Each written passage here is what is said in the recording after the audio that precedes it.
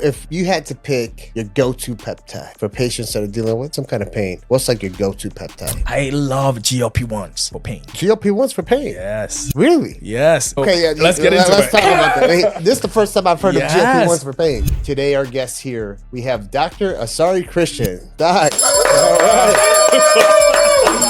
All right. Dr. Asare Christian is the founder of Aether Medicine and a leader in integrative pain management. With training from Johns Hopkins and Harvard, He's helping patients understand pain at the cellular level and unlock true healing from within. In the long term, one of the things that we need to focus on is education. The things that actually makes people healthy are not expensive. But the biggest point I want to make here is that your brain learns pain, your brain can unlearn pain. Your body learns pain, your body can unlearn pain. This is something that we have to take very seriously. What is the difference between looking at these different systems in the body versus actually looking at the cells? The fundamental unit of this body is the cell, and the cell has all this intelligence to adapt in a healthy way or a negative way based on the signal. What is the signal? The signal is...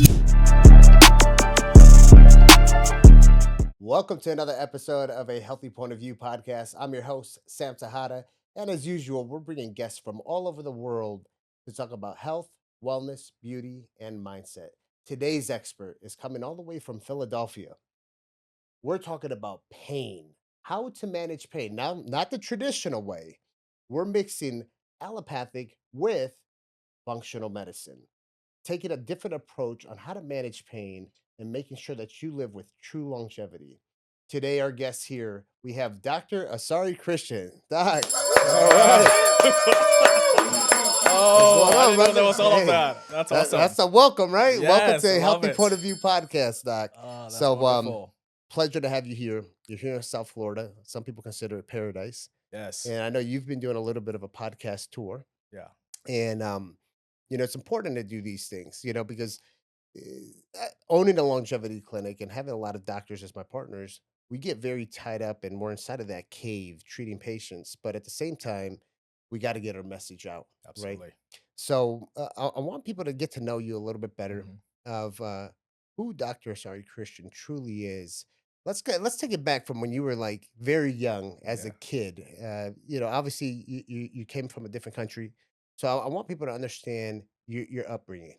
Yes, and thank you so much for having me here, Sam. It's an honor to be here, and thanks for the work you do in educating people, because I think there is still so many people who are suffering unnecessarily, lack of knowledge, just caught up in a system that is very limited options for what they can do for their pain, for their health.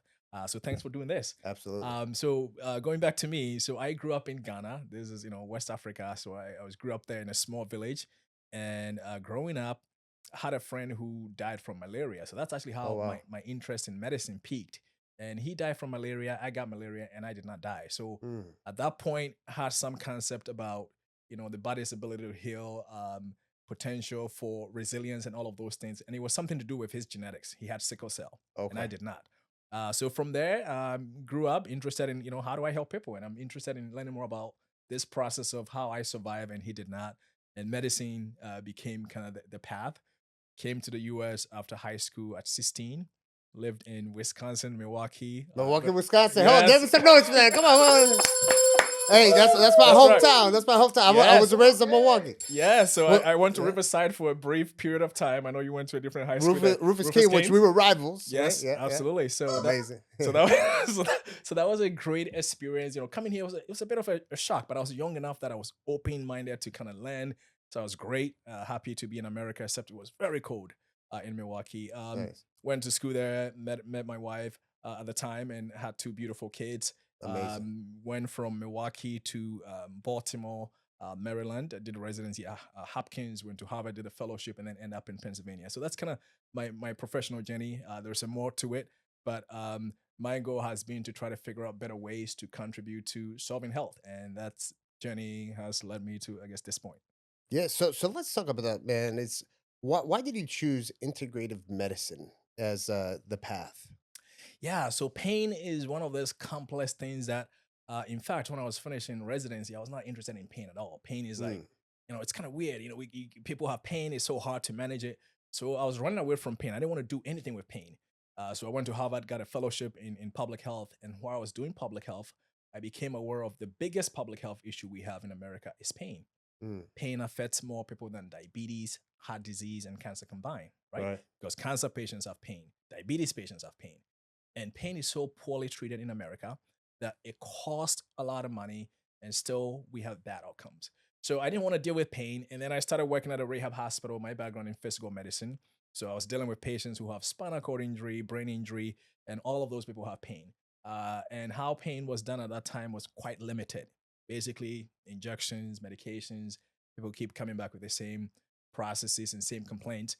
So I knew that there has to be a better way to do that. And what I recognized at that time was when people are healthy, pain gets better because people will say, I've done everything. I've gone to physical therapy. I've done medications. I've done acupuncture. I've done surgery and I'm still in pain. And it became clear to me that, to get people out of pain, we got to figure out how to make them healthy. And as a doctor who's been, well trained in all this environment where I have the foundational things, I did not even know how to make people healthy. So I started my own practice. It's been a journey to educate myself. And since getting into this integrative space of trying to solve the underlying cause of the pain instead of blocking the pain signal, I'm able to help a lot more people. And it's just been a rewarding journey too. And people need to be aware that there is better ways to solve pain. Yeah, yeah. No, I believe it, man. Yeah. And I've had back pain issues myself and things of that nature where, I don't want to be on the medications. Yep. So, Doc, let me ask you this. Would you say that traditional medicine, right, the allopathic world, is when it comes to pain management and treating pain as a Mhm. physician, is it driven by the pharmaceutical business? Most of it is. And I will agree to that because when we look at America population, we are 4% of the world population, yet we use 80% of the world opioids. Oh, Okay. wow. Wow. Yeah. So are we the only people with pain? No, we push way too much medications. So when it comes to how we treat pain in conventional medicine approach, it becomes signal blockade. How do we block that signal? Right. The only things that we're using to block that signal is pain medications, ibuprofens, NSAIDs, gabapentinoids, antidepressants, anticonvulsants, opioids, all of these things that really don't solve the underlying source of the pain.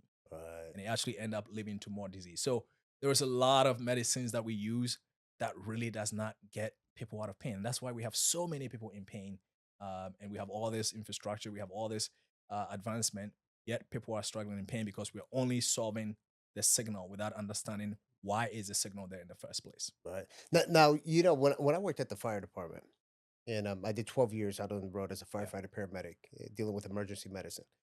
And one of the things that when I would actually see people addicted to these pain medications, Yes. right? Yes.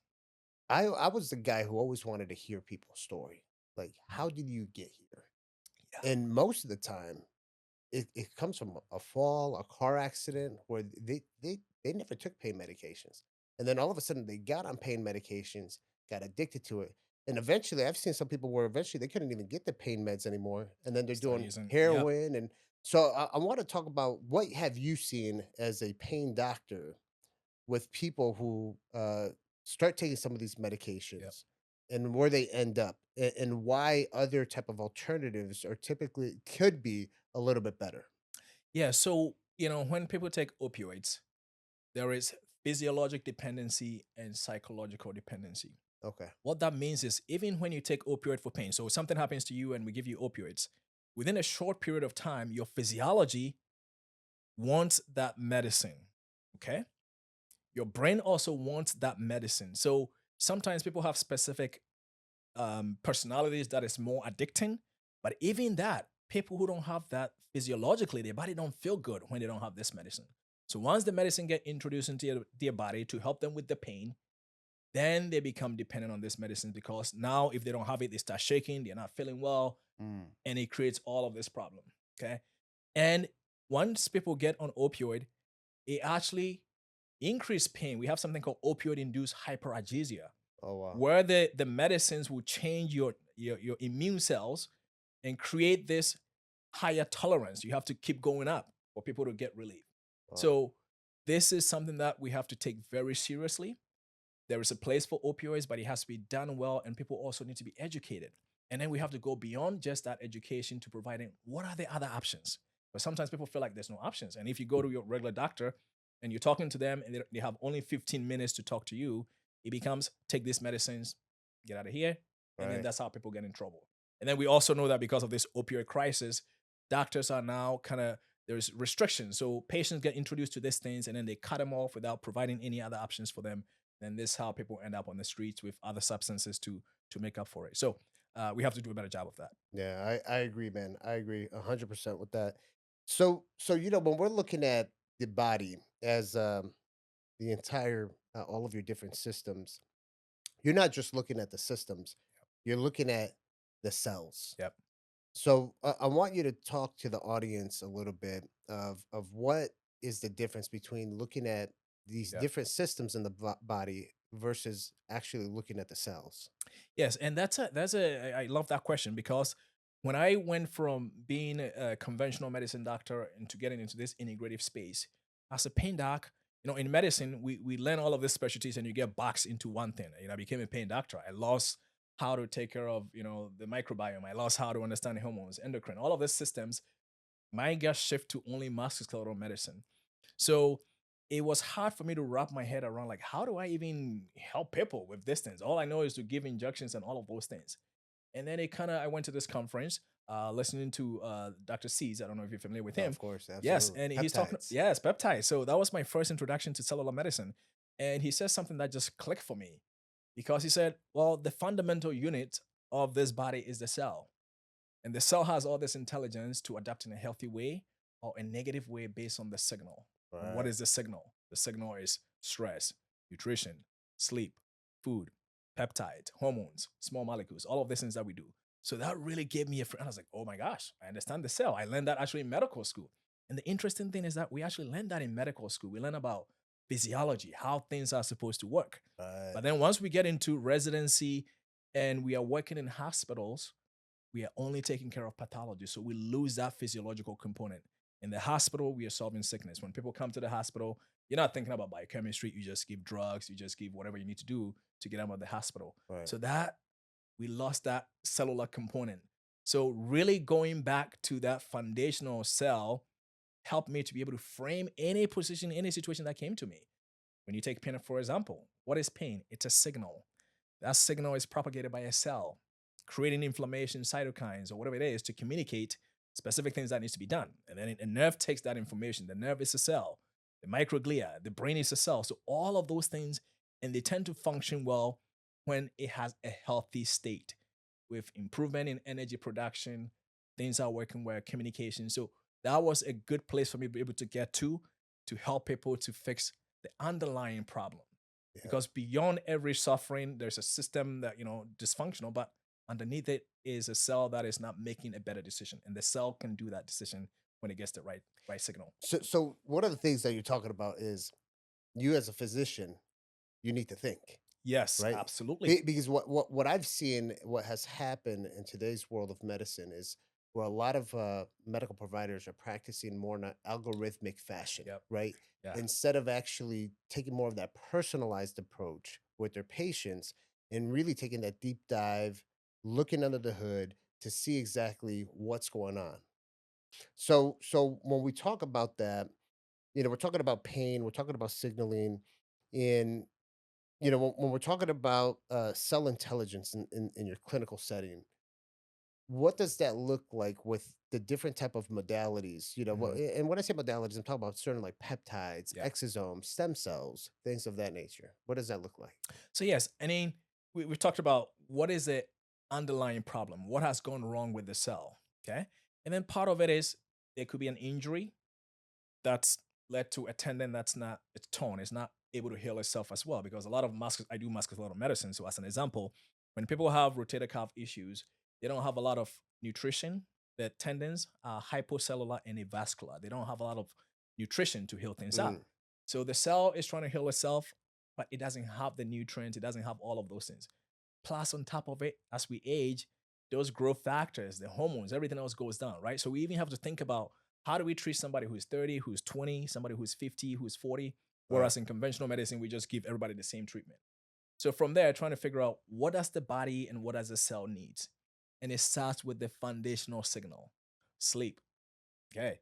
If we can get good sleep, you can make growth hormones, you can make testosterone, you can make all of these things that the body needs to take care of itself, antioxidants, NADPH, all of those things that we talk about the cells, and your body can make it when you get good sleep. So You know what's foundationally, good about sleep? It's free. it is free. Yes. I bring that up because Absolutely. people always, the longevity stuff, the biohack is so expensive. But It's foundational. you're hitting on certain Yes. things, and I think I know where you're gonna go next. Maybe nutrition, It is nutrition. Yes. free.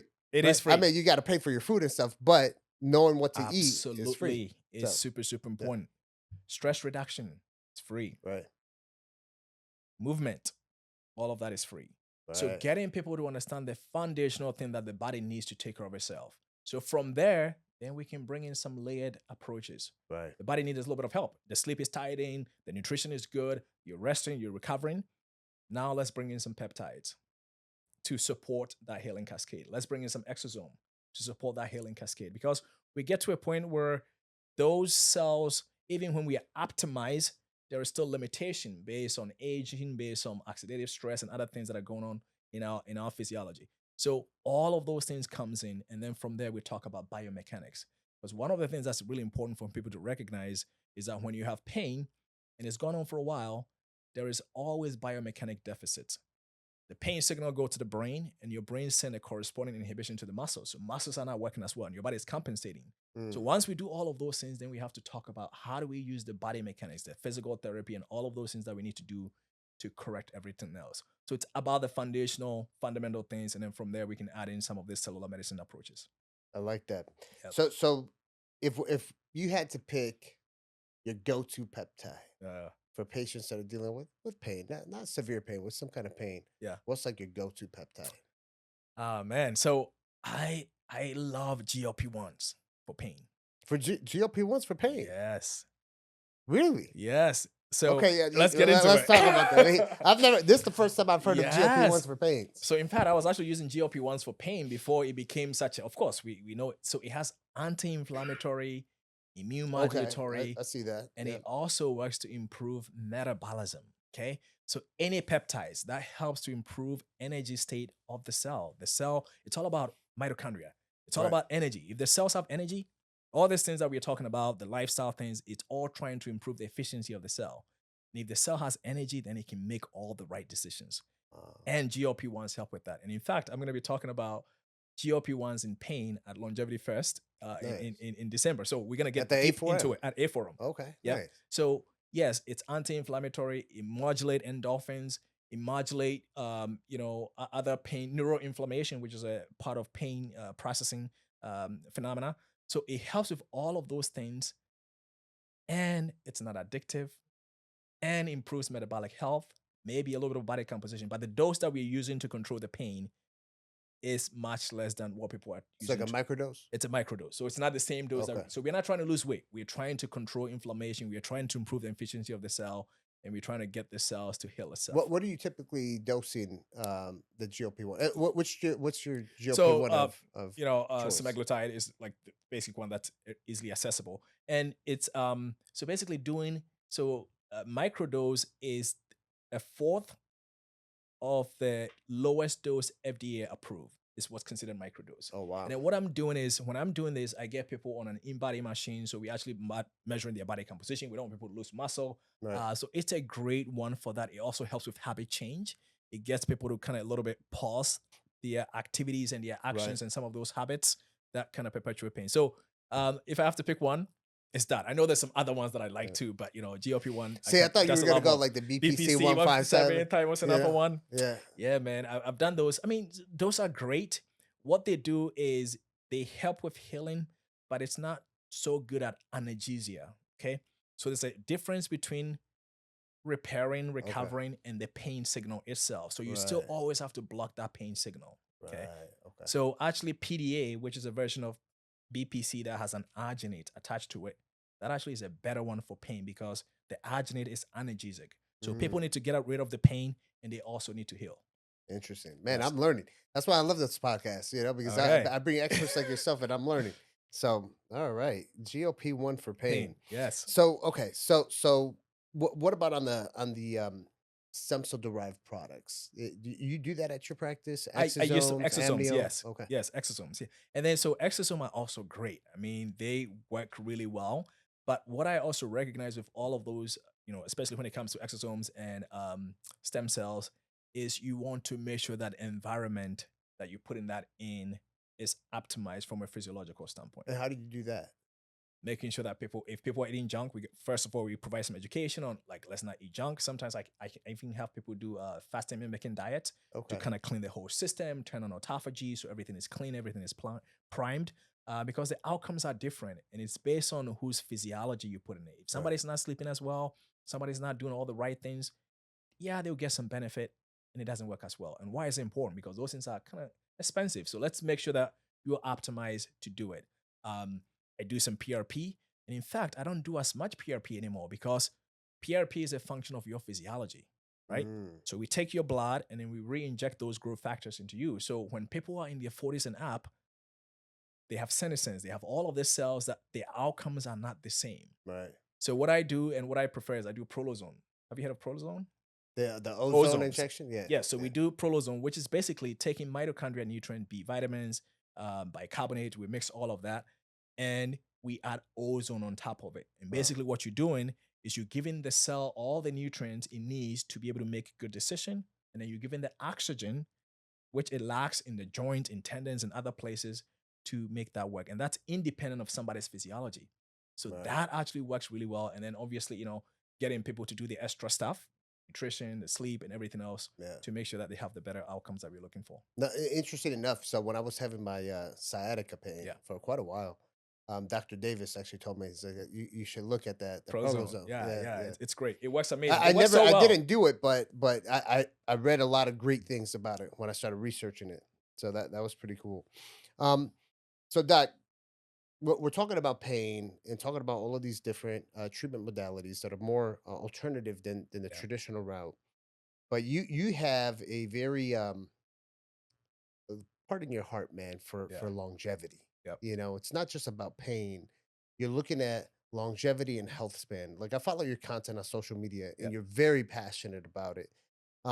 So what I want to do is talk about longevity layered into your pain practice, because in all reality, man, I've seen a lot of pain doctors out there. There ain't that many that do longevity. Yes. So what made you go in that route, and how did you integrate that into the actual pain practice? Yeah. So how I've kind of looked at where I am and where I'm going has always been interested in how do I figure out how to optimize health as a way to solve pain. Okay.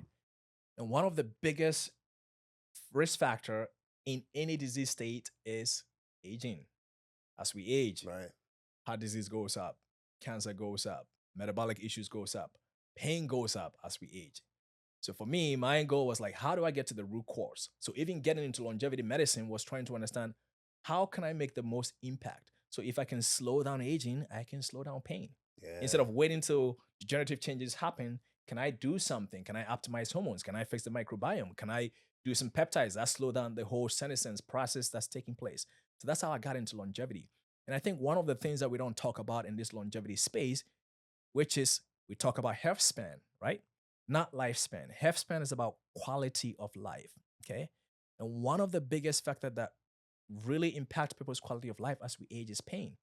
People start shrinking their word. They'll have a rotator cuff issue. Now they don't work out anymore. Now they don't go out anymore. They start and community is so important. So I think pain is one of those underestimated topics that I go to all these longevity conferences and nobody's talking about them. Okay. But it does isolate people. So I think if we really want to work on improving the quality of life, we need to start talking about pain. And as it turns out also, the same cellular mechanisms that drives aging is the same cellular mechanism that drives pain. So there's mitochondrial dysfunction in aging. There is senescence in aging. There's deregulated nutrients sensing in aging. All of those processes also are taking place in your knee, in your spine, right? But when you go see a doctor, what we're doing is just blocking that pain signal instead of how do we slow down the chondrocyte, chondrosenescence. There's senescence in the knee that's leading to osteoarthritis of the knee. And it's the same senescence process that's also driving astrosenescence, leading to Alzheimer's. So the approach becomes how do we figure out the cellular mechanisms, target those. Not only are we going to improve pain, we're also going to help people prevent metabolic issues, help people prevent heart disease and all of those things. So that's that's how I got into this space and really trying to find better ways of how do we slow everything down as we move forward. Now I've seen people do for other things for pain as well too, like red light therapy, Yes. cryotherapy, spot on cold therapy in the Yeah. pain areas. Are those things that you practice as well too? Yes, because when it comes to pain, pain is very complex. And there's multiple things that are going on. So we have to use all these modalities that allows the body to heal. So yes, cold therapy, shockwave therapy, all of that is working at the cellular level to modulate the cells to make a better decision in a simplistic version of things. So those things are important. And the great thing is that those work, they don't cause any side effect. Right. My other option I have for you is gabapentin, Lyrica, something else that will make you dizzy, that will affect your sleep, and Right. even get you hooked on drugs. So definitely all of those modalities are super important to employ when we're trying to address pain. So, which we're talking about longevity and health span, mixed into the pain Yep. practice. So the reason why I brought up the red light therapy and the cold therapy is that a lot of these longevity centers that don't do pain Yep. management, these are services that they offer for Yep. longevity, the biohacking and stuff. Absolutely. So what other benefits besides just helping with pain would like red light therapy and Yes. cold therapy have for someone? Yeah. So, with red light therapy, we know that it's influencing mitochondria stress. It helps with mitogenesis and getting some oxidative stress that get your body to make more mitochondria. So that's really important. Everything that support the energy system of a cell, in my limited understanding of this space, makes a huge difference. And you talk about doctors thinking for themselves. We understand the cell. And if the cell has the right energy making modality or signal, it's definitely going to do better. So those things help with that. Using cold therapy for pain. Cold therapy causes a little bit of vasoconstriction. So initially, an acute injury, when somebody has something that's acute where there's tons of pain and inflammation, you do cold therapy that helps to kind of vasoconstrict. But we also want to be careful because the reason why there is all of this inflammation taking place is that the cells are trying to communicate to try to get things to heal. Okay. Right. So it's kind of the same thing. It's all about balance. Yeah. All right. And then a place for heat. So when you have something that's chronic, cold therapy is not the greatest modality because skeletal muscle or connective tissue, they tend to shrink under cold and they tend to expand with heat. So Mm. if you have something that's chronic, like a chronic back issue, I'll probably say use, heat versus using cold when you have just an acute strain where there's a lot of Right. inflammation to calm things down. Okay, I see that. I see that. So, Doctor, sorry, man. I saw the other day, and I reached out to you about it. You were doing CBD Yes. IVs, so which we know there's a lot of research with CBD. Yep. Now, there's not a significant amount of research with CBD intravenously, Yes. right at the picomolecule.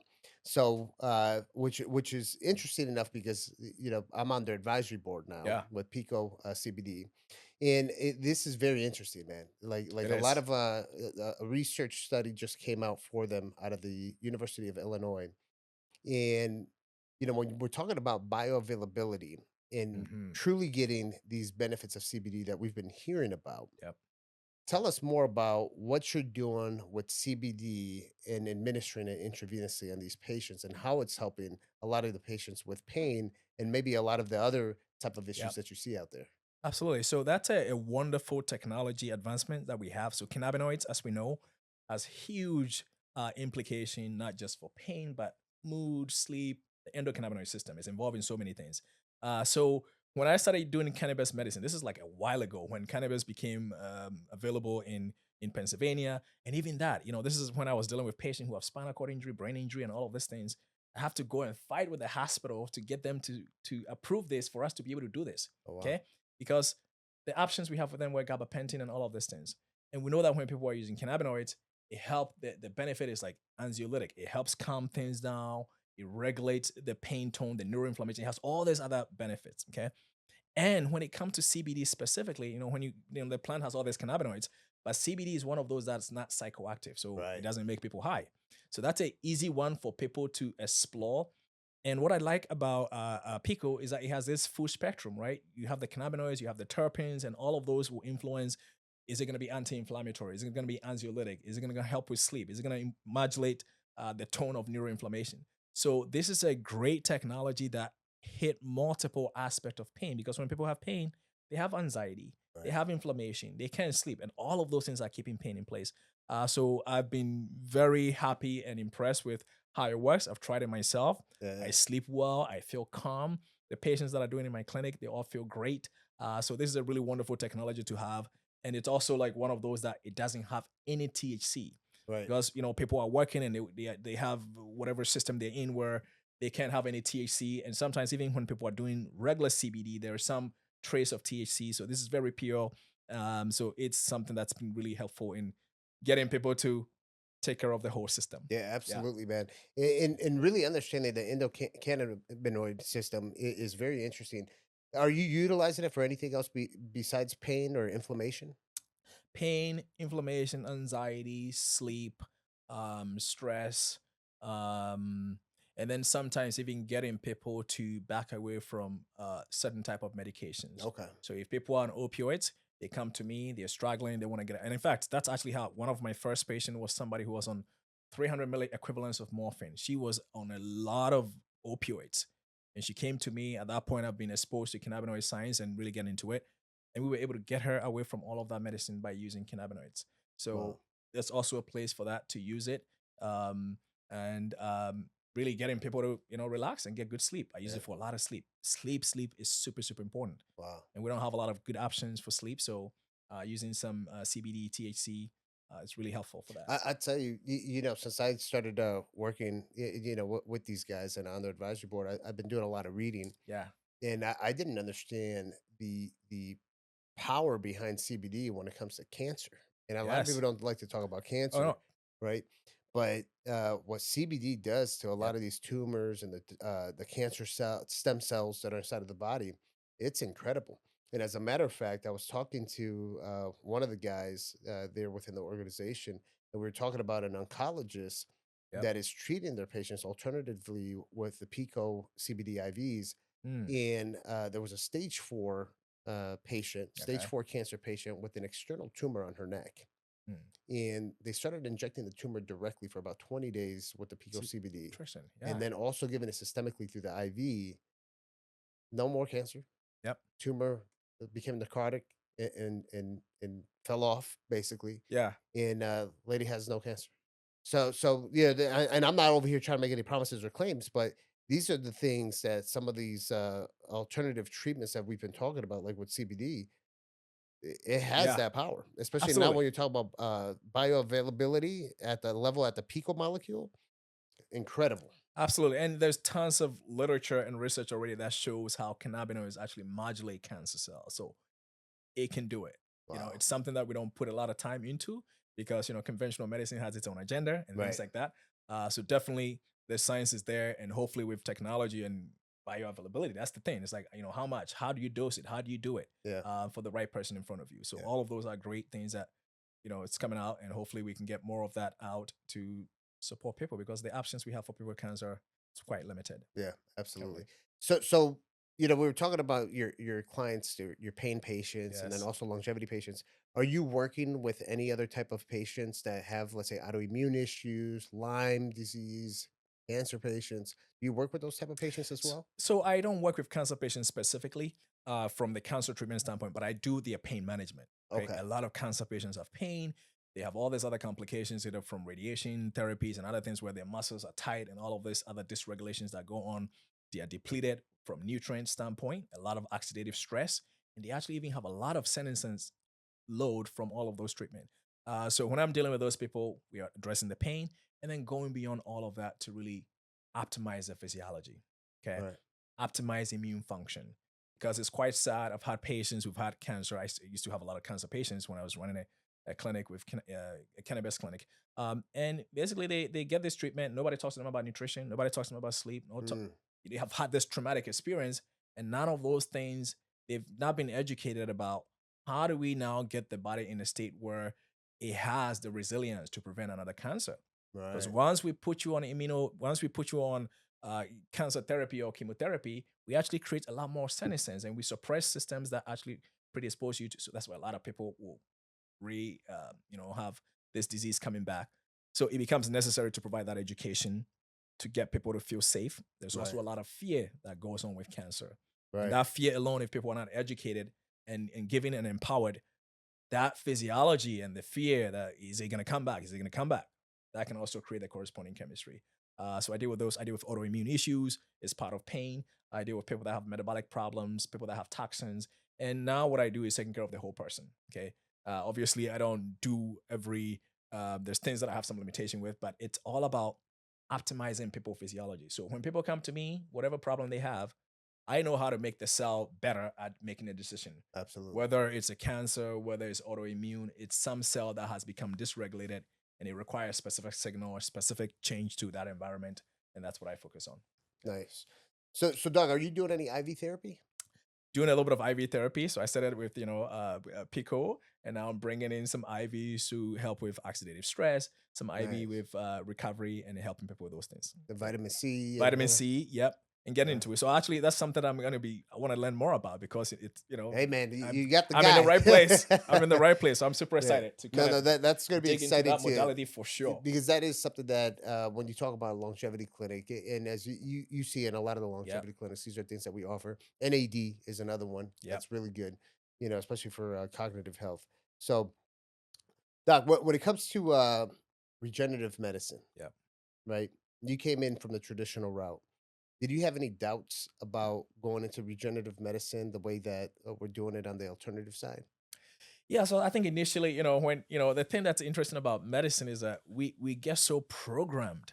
There's a lot of programming, man, in medicine, and then you just kind of get tied to these guidelines and the lens that you look through things. So you kind of have this rigid way of looking at things. Okay, so when I first got in, I was like, I don't know if this makes sense, but the whole point is to think for yourself, and as a doctor, not to give away your agency.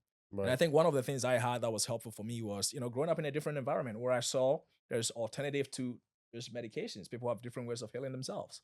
And then I also have a public health background. So I also knew how to make sense of literature or how to appraise some scientific information. Right. And I've also participated in scientific research where I also recognize that even when we're doing studies, it's very selected. The people that I recruit in my study are the people who can show up in the clinic. So it's select a few group of people. Right. So really it becomes necessary to have this objective to go beyond that. So when I first started, I was kind of like, I don't know if this things work or not. But it's also not knowing how to optimize that environment to make it work. I Right. was doing PRP. Some of the people have benefits, some of the people did not have benefit. Why? Because I didn't know about hormones role in anti-inflammatory. I didn't know about microbiome gut. So there's all of this other limitations. So all these therapies work provided you have the right physiology to put it in. So it was kind of it's been a learning process. And now I know how to optimize. I know what to offer to people, what not to offer to people based on where they're coming from. Right. Right.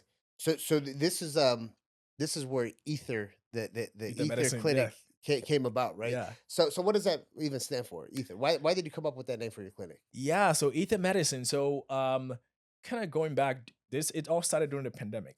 The whole Mm. world was like in fear and everything else, and Right. I just sitting down. It's like, I was just sitting down meditating. I was like, I'm gonna create something. I'm not gonna worry in the fear that's going on. So many people were caught up in fear and fear and Right. fear. And there was this conscious, the whole system. So it's like I'm gonna create something. And all of those before those times too, I've kind of gotten to a place where I recognizing I gotta do something about how I solve pain. And it was also a personal journey for me. I want to grow. I'm from Ghana. I want to go back there and do some work there. So I wanted to learn how to speak. I wanted to learn how to build business. I wanted to learn all of this skill sets. So I wanted to challenge myself. And I was reading a book and I came across the word ether. I saw it.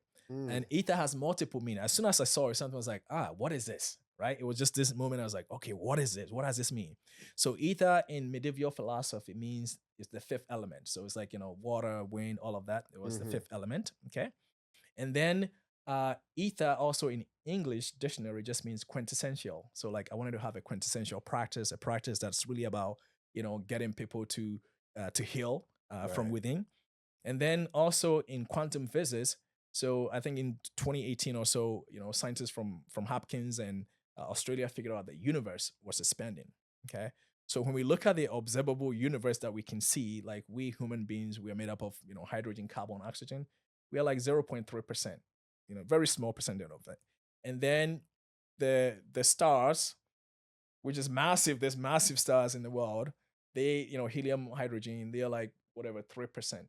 And then there's something called um, um, uh, dark matter, which is all the space between all the galaxies. Okay. Right. And then there is the ether, or this energy that is blowing up the galaxies. There is this Mm, energy that overwhelms everything else. So, I mean, if you believe in God, that's like the energy of God, the energy of creation. right. So ether is 73% of the observable universe that we see. So it's a little Wow. esoteric, but it was kind of like, oh my gosh, all right, I like all of that, and let's put all of that together to aspire to something uh, I kind of like bigger. that, man. That's Yeah. powerful. So it's That's powerful. it has a really I powerful. feel like you're gonna start getting into some bioquantum in the near future. Absolutely, man, because Yeah, quantum biology, I mean, we yeah. get into this space and we talk about the cell, the mitochondria, we go Oh down, yeah, and yeah, then there's emptiness. And what yeah. is that? That's spirit. You know, Dr. Patrick Porter, Yeah. behind BrainTap, he actually says that the sun is the mitochondria of our solar system. Yes. You know, and when you start thinking about what it does, how it Absolutely. charges Every system. every animal, every plant that can't live Yeah. without it. So it's like the mitochondria of our Yeah. yeah. Yeah. It's a So lot it's there. pretty interesting stuff, man. Like we could geek out on that for sure. Absolutely. So I want to talk about addressing an issue here in the United States Yeah. when it comes to health equity in your medical practice. You know, we kind of see different demographics Yeah. and what people who can afford this, old people, young people, people from different Yeah. ethnicity backgrounds. Absolutely. You know, so what are you doing to address some of the health equity issues that we see in today's world? Absolutely. It's super, super important. And in fact, in my fellowship that I did at Harvard, part of it was understanding some of these disparities. We know that where people live, their zip code determines how long and how well they're going to live. Wow, Okay. The zip wow, code ain't that something? alone Wow. will predict how long and how well you're going to live. Okay. And when people develop disease, it's happening in the environment before it shows up in the hospital. And when you look at minorities, birth rate, childhood mortality, and all of those things that people are, I don't know what you call it, mother. I mean, edit this one out. Like, how there's a lot of kids from from minorities who die compared to people who are not minorities. Okay, I'm trying Mm, to figure out the term that we use for that, but I don't know. Maybe we can edit that out. But basically, so what I do is one, I'm interested in, yes, there's huge disparities in our communities. So even in my clinic, what I've done now, I've moved away from insurance, by I have carved out a population who have disabilities that I still want to be able to support. okay. And it also, in the long term, one of the things that we need to focus on is education. The things that actually makes people healthy are not expensive. Right. Okay. So getting people to understand that nutrition, exercise, but everybody knows that, but it becomes a precision. So one of the things I'm actually interested in as I grow is really spending time to get to a place where we can study these things precisely. Because Mm, nobody is studying those things. We're trying to study a new drug that people are going to take to live forever. And who's going to have access to it? People that have money. right. But the fundamental things that really leads to health are not being well studied. Right. Okay. Exercise is good. What type of exercise is good for you? What type of exercise is good for me? Right. When I'm at this age, when I'm 50, there's all of those nuances because even that, people overdo it. Yeah. So get into the precision of those fundamental signals: sleep, the stress. What type of stress is good for us? Yeah. Yeah. All of those are things that I think we have to get to a place to be able to implement. And then once that's there, that can give people the empowerment because we think about, I have a public health degree, and we think about public health policies. And a lot of times, those that are writing the policies are not designed for the people who actually needs those type of, policies to help them. It's designed Yeah. to support a Yeah. different agenda. Interested enough with the topic that you're bringing up about basically studying some of these things that are Yep. important, like the exercise, the sleep, the nutrition. Yep. Um, I'm in work of writing my third book, and it's called Your Wellness Data. Mm, yeah. Right. So when you talk about the wearables, like I wear the Aura Ring. Sometimes I Yeah. have the Apple Watch. People have the Fitbit, the Whoop. I put a lot of emphasis on the importance of that. Now, Yep. there's a platform I don't know if you've heard of them called Heads Up. I know heads up. Yeah. Yes. I know. Yes. I know. Where they're taking a lot of this data. Yep. So based off what you're talking about, it'd be really nice to really have a Steady. certain Yeah. population where you could take a lot of that health data that's coming in from all the different wearables, right? And even blood work or body Yep. composition analysis, they have an integration for that.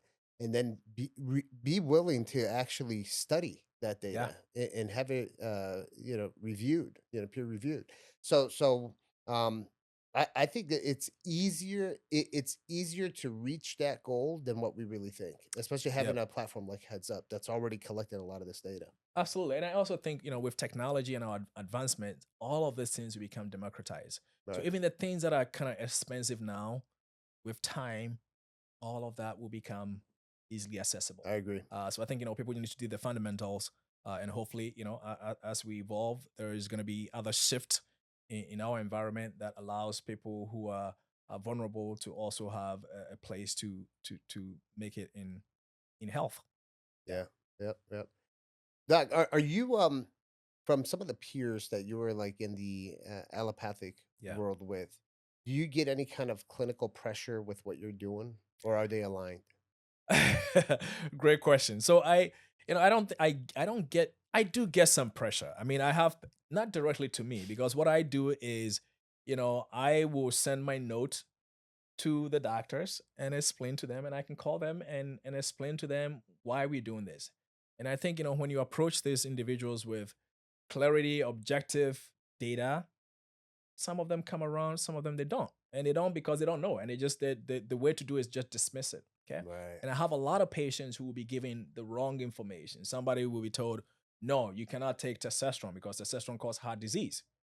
And I'll say, well, since 2023, we actually removed that FDA Right. indication on testosterone. Testosterone is actually cardioprotective. Right. Okay. Right. So I see a lot of patients who get taken off hormones for a specific knowledge that is old, is not accurate. And then I will reach out to the physicians and I will talk to them. Okay. And so I think when I'm able to explain, they come around and sometimes I can say something they don't care, but it's not about following guidelines.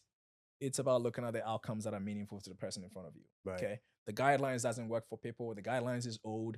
How do we look at the person who's in front of you, which is what we all care about as physicians. So there is some pressure there, but I think, I have validation. I went to Hopkins, I went to Harvard. So like I'm trained, Right. right? Right. But all the things that I'm doing now, I have to step outside and go learn a different way, even though I have the foundational things. So I have the foundational things to be able to connect to them.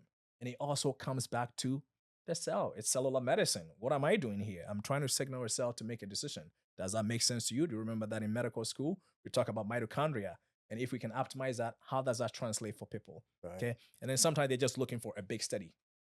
That's Yeah. Yeah. Yeah. Yeah. yeah. So there's some pressures there, but most of the time, the big study, Yeah, so that's hard to enthusiasts do. that they're always looking for that. But Exactly. But it's about the person in front Yeah. of you. And if the patients are having good outcomes, they come around agree. and they do respect me for that. They go, oh my gosh, what is it? What is this doctor doing for you? Yeah. All of a sudden, they're not getting I think fluoride. it's also a teaching moment. Yes.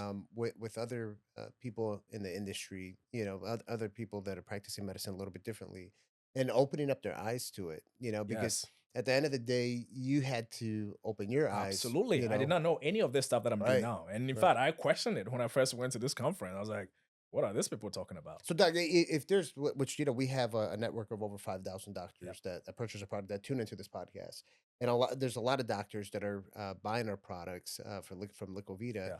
that are getting out of the allopathic Yeah. world. What is some advice you can give to that person who's listening or watching the podcast right now, who is still stuck in that allopathic, traditional medicine mindset? Yeah. What are some words of wisdom that you can give them? Um, so they can understand what the next Yeah. step is. So I would say simply focus on the cell. Okay. We all learn about cell biology in medical school. We know what the cell does to produce health. We learn that. And we know what the cell does to produce disease. Okay. And what we have in conventional medicine is that we only have the tools that helps us to solve sickness. Most of the cases, it happens, we can only solve that. So if you want to get into this space and offer more to your patient beyond solving sickness, then you have to go back to the cell and figure out how to make the cell healthy. And it's very simple. It's the fundamental things that we talk about, the exercise, the nutrition, and other things that we have to bring in. So that's one. Two, you have to educate yourself and start slow. I mean, you don't have to jump into everything. And what we want as doctors is we are so programmed, and is this fear of harming people. Okay. A lot of the things that actually we do in integrative and functional and cellular medicines are actually very safe. So if a specific therapy is there and it's safe, and even if it's safe, then it's easy to explore. And then I think you go read and validate for yourself. That's how I did it. I don't want to harm my patients. I don't understand hormones. In fact, I took 3 different hormone courses to get comfortable with prescribing hormones, even though hormones are anti-inflammatory. It's good for pain. It's good for all of these things. I have people come to me and they have hormonal deficiencies and they are antidepressants, sleep medicines, all of these things. Okay. So I think the programming is there, but you have to validate for yourself. Go pull out the paper, read it one thing at a time. You don't have to kind of jump in. And I think that's what people get. They get overwhelmed. Is this true? Is this not true? Pick one thing. Where do you want to start from? Right. And then educate yourself and then validate, because that's what we do. Is the person in front of you that this treatment help for them? Because sometimes we have evidence that doesn't apply, it doesn't help anybody. I graduated from fellowship and I thought I can help everybody. I'm so trained. I know this evidence. I know this for this, for this. And then people are people and people are complex, right?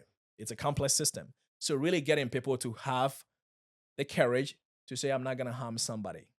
Right. Once that you remove that, then the rest is like, hey, let's see how this works. And then you can try some of these things for yourself. And the great thing that I will even say to those people is that when you get into this space, these are things that actually improves your own health, because I can take a supplement, I can take a peptide, I can do an IV. I don't want to take gabapentin. I don't want, so all these things that I prescribe to people, I don't even know how it makes them feel. And I know they're horrible, but that's what we do. So this is a space where you actually start, you can validate for yourself and you take it and it does improve your health. My health have improved so much by jumping here. 100%. It I is. agree, man. It is. It's like I'm always taking all of my different supplements and this and that and doing the peptides, because these are things that you don't have to be sick. You don't have to be sick, and it optimizes you. And in fact, my first conference that I went to, it was the peptide conference. When I went there, this is the first time I went to a doctor conference where everybody was fit and good. I was like, what the hell is this people doing? I mean, I was blown away. First of all, I couldn't even understand the language they were saying. They were talking all this cellular medicine and blah, blah, blah. And I was like, oh my gosh. It really kind of bothered me that, I'm so well trained, and yet they were talking about the mitochondria and I couldn't even remember what the mitochondria was. I know it's something, right? So they're using all of this language.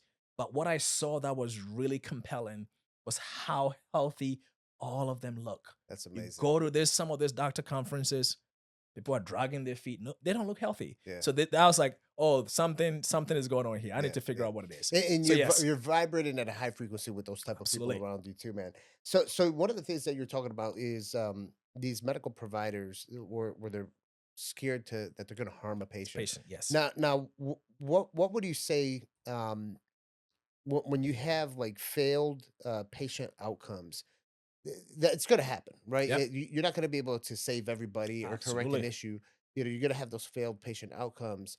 What can you tell one of these providers that are listening right now about what you do with that type of patient? Not with the patient per se, but what do you do with that information when you have a failed patient outcome? Yes, I mean, everybody who goes into medicine, our intention to help people. We all show up every day. And I believe that for every physician, even if they're caught up in a system where the system allows them to not pay attention and other things changes.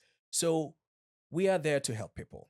And sometimes we can help other people, whether we don't have the knowledge, they don't give us the whole information, they don't have the resources or the environment that doesn't allow that to happen. And I have a very vivid experience. And in fact, what happens is that in those cases, you actually learn a lot more. I had a patient when I first started my practice. My intention was, I want to figure out how to use health. What's the way to solve pain? So I had this patient who came to my clinic. She has all this pain, TMD disorder, pelvic floor pain, endometriosis, all of these things that now I look back, there was a lot of hormonal dysregulation underneath her pain. Wow. But all I knew was some gabapentin and some other things. So this patient was going around all of these places. She's down here in Pennsylvania. She went to all of these places and eventually she took her life. Wow. Okay. Because we all failed her. Right. And I look back and I go, now I have this knowledge of, oh, this lady was struggling with hormones and all of these things that potentially could have made a difference in her life. So I think when we have those type of, incidents, it actually makes you a better person. How can I do better for the next person? Right. Okay. And our intention is always to help people. So I think those failures should not be seen as, I did this and I'm like, of course, there's harm that happened by negligence and other things like that. But in this context, the system as a whole, we all kind of failed her. Okay? Yeah. So those are the times that it makes you, then I decided I need to figure out how to do all of this better. Okay. Yeah. And hormones play such a huge role in pain, yet I was afraid to dab into that because even though I knew the science, I knew the anti-inflammatory benefit of testosterone and estrogen and progesterone and all of these things, I didn't want to do it as a pain doctor because I was afraid I was going to give somebody cancer. Okay. Oh wow. So you have to get in there, you have to educate yourself, and you can help so many people, and prevent a lot of unnecessary sufferings. That's powerful, man. Yeah. I appreciate that.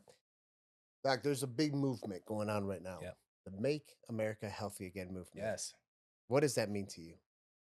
I think that's wonderful. Okay. So America as a whole, we are not healthy. Right. Okay. We already know that. And it's the environment that plays a huge part in this. So this is something I think is really wonderful. Going to this place where we can break metabolic literacy. It starts with the fundamentals: nutrition in the home, in the community, movement in the home, in the community, Right. sleep in the home, in the community, to kind of get people to be aware of, like, yeah, my habits and all of these things plays a part in getting to health. So I think it's a great movement. And we as a community, we as a country have to embrace this. The other side of it is I have a public health background, so I understand some of these things in policy. There's all this other competing interest. Okay. Somebody gain by you being sick. Yeah. And That's that scary. person, That's a scary, very scary and that thing. person is the one that's writing the policy at the Capitol. Yeah. Okay, so there's people there who are trying to change some of these things. So I think it's a great thing. We all have to embrace it. I don't think it's a political thing. It's who doesn't want their kids, and especially like kids and other things Right. that we feed these kids all this junk. Yeah. It's unnecessary. I mean, Ultra processed foods. it's all that horrible, stuff, man. yeah. Like in other countries, they don't allow that to happen. Right. Okay. And that's a choice that we can make as a country. There's enough here. There's enough profit to be made in other areas that we shouldn't, make that a target for not getting people to be healthy. I agree, man. Yeah. I agree. It's a very important movement. And I tell people, it's like, this really needs to be nonpartisan. Like No, not at all. we created we politicalized this whole thing so much, but really, this is for everybody. Everybody should be Yeah, around it. everybody. Everybody should be around it. Why don't you want to make your country healthy? Yeah, I agree. Hold some of these companies accountable too. Okay. The ones that are the American companies that are other countries they're very strict. Yep. And they make the good cereal that's healthy. They make Limit the salt, they yeah, limit all the stuff you can mhm, put in there. yeah. then McDonald's in some other countries is actually healthy versus ours. That's kind of scary. It is bad. Yeah. I have patients who go to Europe, pain. I have deal with pain patients. They go to Europe, they eat bread, they drink wine, they do everything else. They don't have any pain. Wow. They come back here, they eat one bread, and they blow up. Yeah. And, so like definitely we have to do better with what we are putting into our people. I agree. Yep. What does the next 5 years look like for you? What's your vision? Yeah. So definitely I think it relates to the very thing that we're talking about, the disparities. Where, ideally I want to envision Aether Medicine, like the very thing you're talking about, having a place as a lab where we can actually look at these lifestyle interventions and how can that be democratized to the people on the land and the people on the motherland and the people in all these places where there's disparities and vulnerabilities. I love Yep. that. I love that. Doc, I want you to take the next minute and a half, 2 minutes, and go ahead and just let it come from the heart. Hmm. Let me know what you want the world to know about pain management and what you do. Yes. Take as much time as you want, but let it come from the heart and let the world know what you want them to know about pain management and how you treat patients. Yeah. Go All ahead. right. So thank you for that opportunity. Pain, very passionate about that. Okay. Because pain affects a lot of people and there's a lot of unnecessary suffering that comes from pain. Okay. So the first point I want people to understand is that pain can be healed. Okay. Pain is there to protect you. It's a protective mechanism. But then when it goes on past a certain amount of time, after 3 months, then it becomes chronic pain where it's pathologic. It doesn't serve any purpose. When you twist your ankle, the idea is that you have pain, you pay attention, you don't re-injure yourself, okay? But how we treat pain in America is only through the lens of orthopedic. That's like the 18th century, like let's look at your x-ray, let's look at your MRI, let's look at this, okay? Those just shows us structure. It does not tell us where the pain is coming from. So people, one, have to believe that pain can be healed. And pain is something that happens in the brain. It's actually an output from the brain. Sometimes it's hard for people to understand that. When you have pain, it's actually your brain that's interpreting that signal. So you cut yourself, it's a signal that goes all the way to your brain. and your brain have to interpret that signal. Okay. And how it makes that interpretation is based on your lived experience. If you've had trauma, you tend to be more hyperactive. If you have stress, then interpretation is going to be a little higher. Okay. So it's a function of your health. So people need to understand that pain needs to be addressed from here as well as in the periphery. Okay. So part of that process is getting people to understand what keeps them in pain. What starts your pain is different from what keeps you in pain.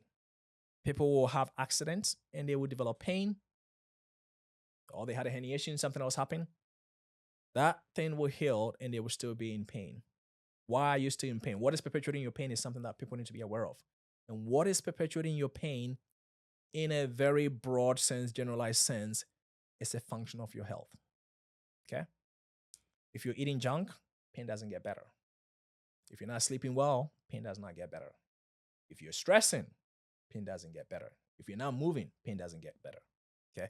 So all of those things need to be done as a way to solve pain. If we just go after blocking that pain signal with medications, people already know what happens.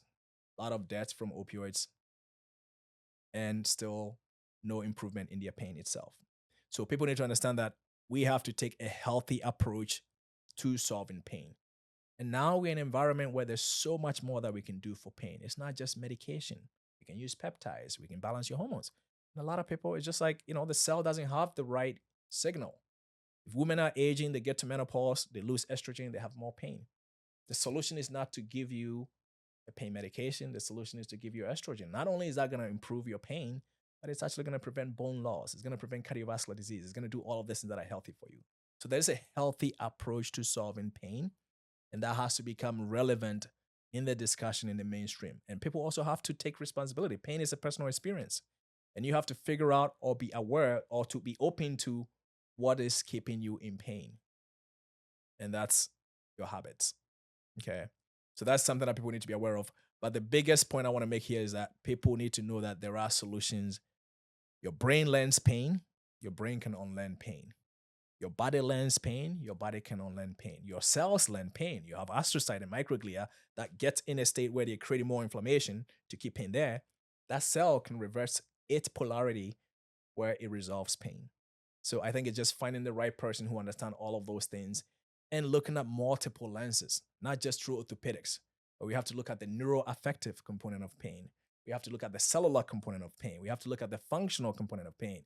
We have to look at all of these lenses to put it together so that people can actually have a full recovery. And it's all about, let's make you healthy as a way to solve pain. Wow, that's amazing. Amazing. Brother, so what we're going to do now, we're going to have a little fun. Okay. So one of my favorite podcasts is The Diary of a CEO, Stephen Bartlett. He came out with these conversation cards. Okay. So I'm going to have you open it up and then just grab one from anywhere in the packet. All right. Let's take this one. Yeah, this one. And you're going to go ahead and read it out loud, and then answer it. What did you learn from your greatest failure? Ooh. Okay. Don't censor it now. So I will talk about, it's hard to talk about failure, but I will answer the question, okay? Because I think it's all like, it's there to teach you something and you kind of move from it. So I would say my marriage, I got married a little young, and what I learned from that, and I had two beautiful kids. And actually when I was going through divorce, I really, I felt really bad for my kids. I just felt like I abandoned them or something. Even though I was there, I just felt like I failed them. And what it was not learning how to communicate and also not learning to grow. It was a gate of awareness that was opening to me, but all I did was I just shut down. I don't want to do this work. I'm angry. I'm this. I don't want to do that. So what I learned from that was to open up. And in fact, from that experience has led me to on a journey to become a better version of myself. Awesome. Because one of the things and I was going through medical school, I was doing well. I was at Hopkins. I was winning all these awards. Yet I didn't even know what made me happy. I had no idea what made me happy. I have not even questioned like, How do I feel the way I feel? So there's all of these things that we have to do personally to grow, because medical school will teach you to become a doctor. To become a great doctor, you need to work on yourself. Right. So some of those things have kind of, even though I don't consider it a failure, but it was a way for me to kind of reflect and get back to like, who do I want to be? What kind of choices do I need to make? And to be in tune with where I'm going. Wow. Wow, that's a powerful message, Yeah, man. I appreciate that. of course. Doc, as we start wrapping up here, if there's one person that resonates with today's message, what is one thing that you can just lead them off with? Health is not just about one thing, okay? And it's about the fundamentals. Get good sleep,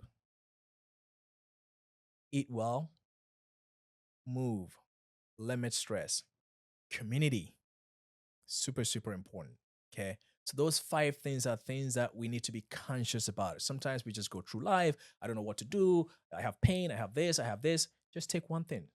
Work on sleep. Just go, I'm going to use these signals. I want people to think about all of these things are powerful signals beyond pharmaceuticals. Yes.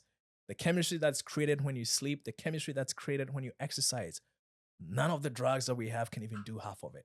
Right. Okay. So people need to not underestimate that and to try to put it all together. Okay. So they have power to design what kind of outcomes they get from their health. We're in an environment where there's policies, there is different things that we talked about that influence that. So then you have to get help. It's always a good thing to get. Go to providers who understand this concept to help you and provide the structure so then you can be successful for your health, because everybody wants to be healthy. There's nobody out there who just like, I don't want to feel good. I just want to feel bloated and I want to gain weight and Right. I don't want to have good erections. Nobody wants that, right? But sometimes people don't have the knowledge or don't think that that's feasible because of their situation. Start with one thing, and it's just the fundamentals. Agreed. Yeah. Doc, if people want to find you, where can they find you? Yeah. So the name of my practice is Aether Medicine. Aether Medicine is in Wayne, Pennsylvania, a suburb of Philadelphia. And people can go to our website, aethermedicine.com. I do provide some education on Instagram. So it's Aether, AETHER_medicine. People can also call us. We do telemedicine, 484-806-1101. And I also like connecting with providers and other clinicians out there who are looking for better ways to help their patients. I'm also learning. So if anybody out there, there's something you can teach me, I'm open to that. Let's continue to figure out how to help provide healing to the whole community. Amazing, brother. I Yes. appreciate that. Of course. And we'll have all those links and stuff down below Yep. as well too. So, Doc, I appreciate you coming on a Healthy Point of View Yeah. podcast, man. It was a pleasure. I learned a lot myself today, so I Yes. appreciate it. Thank you so much for having me, and thanks for the work you do. And please keep doing it. Yes. Absolutely. Guys, you guys heard Dr. Asare here. Dr. Asare, he mentioned number one, you got to work on yourself, right? But when we're talking about pain, your body learns pain. It can also unlearn the pain. Your mind will learn pain, but you can easily unlearn that pain through different type of treatments and modalities that are a bit alternative than what we were used to. So this is great information. We all suffer from pain at some point in time in our lives. And I could tell you from personal experience of getting injured on the job at the fire department, where I didn't really have the solution truly became a lot of these other alternative treatments. So Dr. Asari here is definitely onto something as a pain doctor. So guys, make sure you subscribe, make sure you share this podcast with friends, family, someone who's suffering from pain. They should listen to this podcast. All right, guys, we'll see you for the next one.